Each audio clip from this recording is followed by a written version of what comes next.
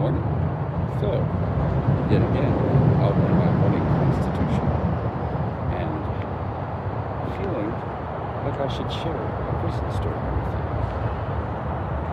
So, the story I'm going to share today is roughly 3 months in of my 7-year bid. It was right around this time of year, which, my birthday, and I was at Tangipahoa Parish Prison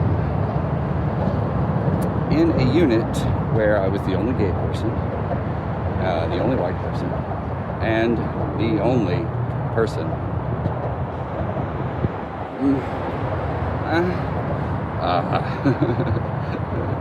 the only person who knew, I wanted to say the only person who knows how to read, but clearly people in there knew how to read. I was the only one who actually read with any sort of regularity. And that already set me apart, because most of the men, the way the room was structured, would sit in the day room, which was this self-contained living room with an old style CRT TV 12 feet in the air in like 4 10-foot metal tables, which were in front of a series of 8 two-man rooms with individual locking barred doors. Now, there's no way to communicate with anyone other than a phone. Actually, there were 4 phones on the wall there that you could use, but you had to pay for them, and they were really expensive. And to communicate with the guards, because Tangipahoa is both hateful, evil, criminal, all those things, you have to bang on the glass to get the attention of a guard across a hallway in a completely different room. And if you do that, the inmates that are currently not in the day room, but in their room smoking weed, talking on their cell phones and doing things like that, get really fucking mad at you. Though they don't bother to explain to you in advance that you should not do that. So, after the first time I did that,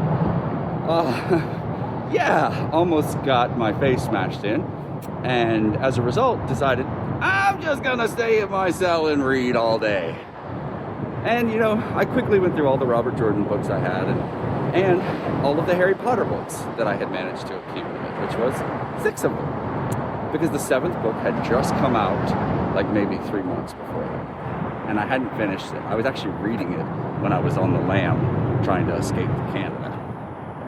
And so, the one wonderful thing about Tangipahoa Parish Prison at the time, there's only one, was that your family could bring you books, as many as they wanted. But they couldn't bring you hardback books. All they could bring you were softback books. But because it was my birthday, the warden let my mother bring me a copy of Harry Potter and the Deathly Hallows. They just had to cut the cover off of it and bring it to me as 700 something pages clipped together with a hole punch through it. So, it did not go unnoticed by all the other inmates that I'm just sitting in my cell all day long reading. And of course, the Harry Potter covers look very distinctive. So, it didn't take long before everybody in the unit, and I mean everyone, referred to me as Harry Potter. I look nothing like Harry Potter, but that's what they called me.